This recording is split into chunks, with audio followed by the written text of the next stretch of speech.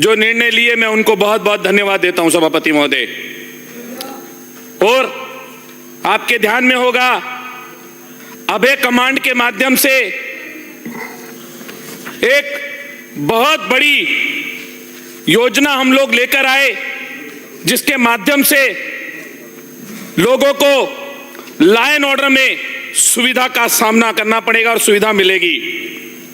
और आगामी वर्ष में 3,500 पुलिस के पद सृजित किए जाएंगे। ये एक बहुत बड़ा निर्णय है सभापति महोदय। और पुलिस के वाहनों को रिप्लेसमेंट पर 500 वाहन उपलब्ध कराए जाएंगे। इतनी बड़ी संख्या में कभी भी किसी सरकार ने पुलिस को इतने साधन उपलब्ध नहीं कराए।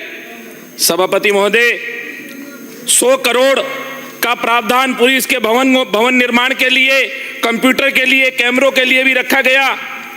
इसके लिए भी माननीय मुख्यमंत्री जी को मैं धन्यवाद देता हूं। सभापति महोदय, सरकार बनने के बाद सबसे पहला जो निर्णय लिया, इस प्रदेश से अवैध मादक पदार्थों की जो तस्करी होती है, उस तस्करी को रोकने का हम काम करेंगे।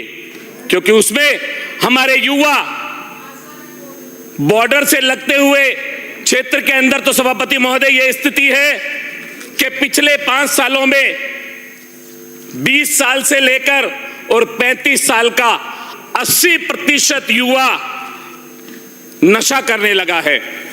सभापति महोदय, हमने उसमें एक बड़ी कार्रवाई करते हुए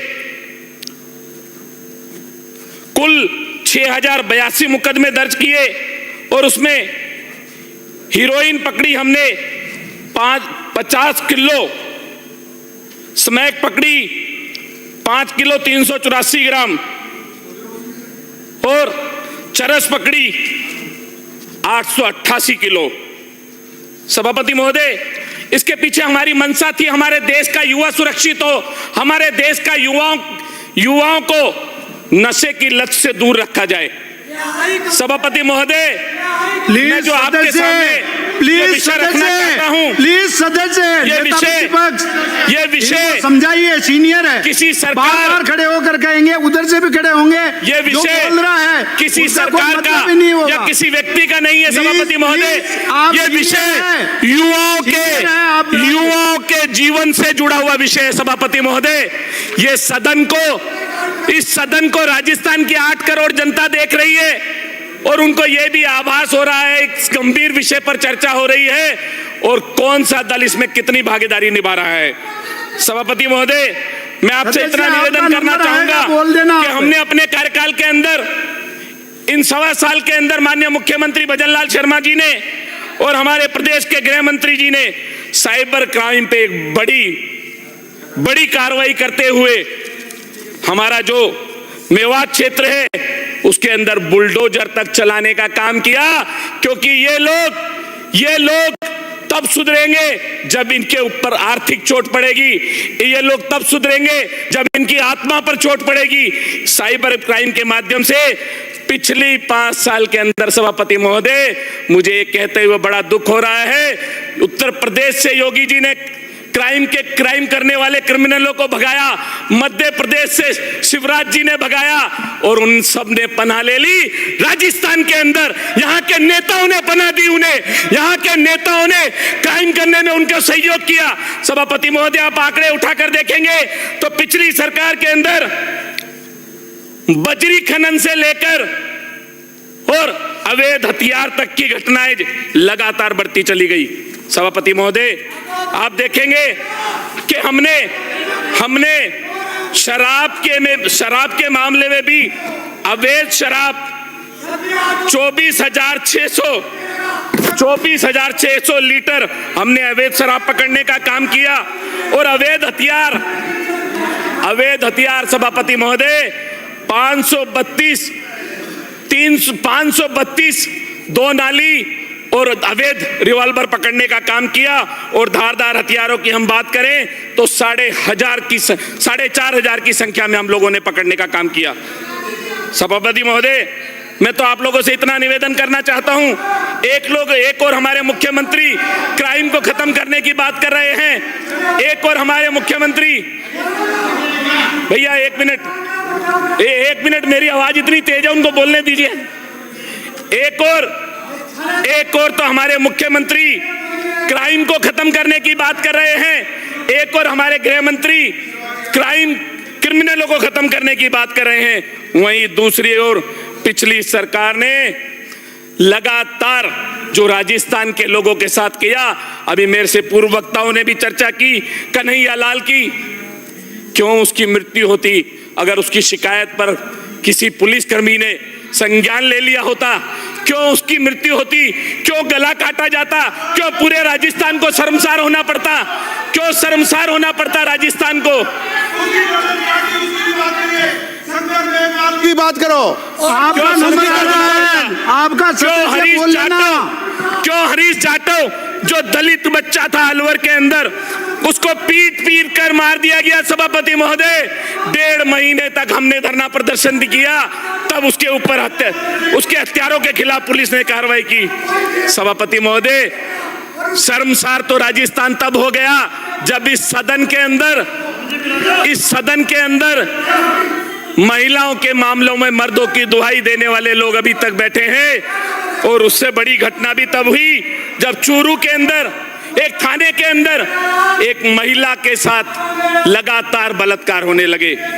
माननीय सभापति महोदय, मैं आपके माध्यम से इतना निवेदन जरूर करना चाहूंगा कि करप्शन क्या, भ्रष्टाचार का रिकॉर्ड तो तब टूट गया जिसके अंदर लोग आस्था लेकर जिस सचिवालय के अंदर आते हैं और वहां पर 1 किलो सोना और 2 करोड़ 30 लाख रुपए नगद मिलते हैं और पता लगता है कि मुख्यमंत्री ने वहां पर रखवाए थे, अशोक गहलोत ने वहां पर रखवाए थे, उनके सपुत्र ने वहां पर रखवाए थे।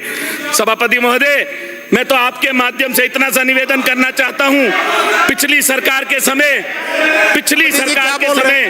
15 मामले दर्ज, रेप के प्रतिदिन 15 मामले दर्ज होते थे। इसको निकलवाओ, एक्सपेंस करवाओ आप। और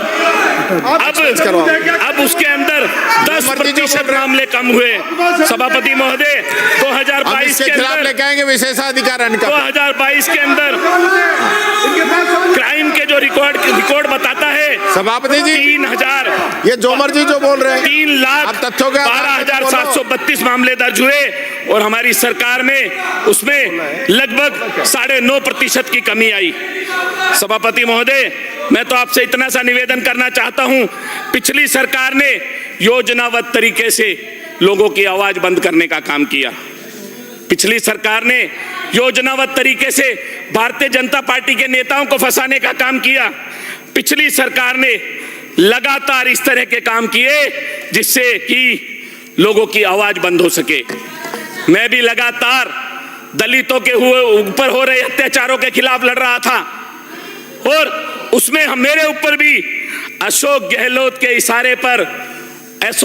जी के इशारे पर प्रियंका गांधी को चिट्ठी भेजने के और टिकट भेजने के सम्मान के नाम ले, जिसका भी नाम ले, माननीय पूर्व मुख्यमंत्री अशोक गहलोत, सम्मान से ले लेता हूं, माननीय पूर्व मुख्यमंत्री अशोक गहलोत के इशारे पर बोलता है प्रियंका गांधी को चिट्ठी भेजने पर फंसाया गया। इस सदन के माध्यम से मैं मांग करता हूं, गरिमा रखो, अधिकारियों ने गरिमा रखो, सीआई अंकेश कुमार, शंकर लाल मीणा और जांच अधिकारी कालू लाल मीणा, इनके खिलाफ जो लगातार जांच चल रही है, जो बजरी मेरी सरकार पर मुझे पूर्ण विश्वास है सभापति महोदय कि उस जांच को पूरा कर उनके खिलाफ कार्रवाई की जाएगी। माननीय सभापति महोदय, मैं तो आपके माध्यम से इतना निवेदन करना चाहता हूं, सभापति जी मैं तो आपके माध्यम से इतना निवेदन करना चाहता हूं, मेरे साथी नहीं सभापति जी, बल्कि इस सरकार में सभापति जी, जो दलित लीडर ऑफ अपोजिशन है उनको रोकने का भी लगातार प्रयास सभापति किया जी, जा रहा है। एक्सपेंस कराओ इसको। सभापति महोदय, सभापति जी, निवेदन करना चाहता हूं, श्री पूषाराम जी गोदारा, धन्यवाद सभापति महोदय। पूषाराम जी गोदारा। इसको श्री expense पूसाराम जी गोदारा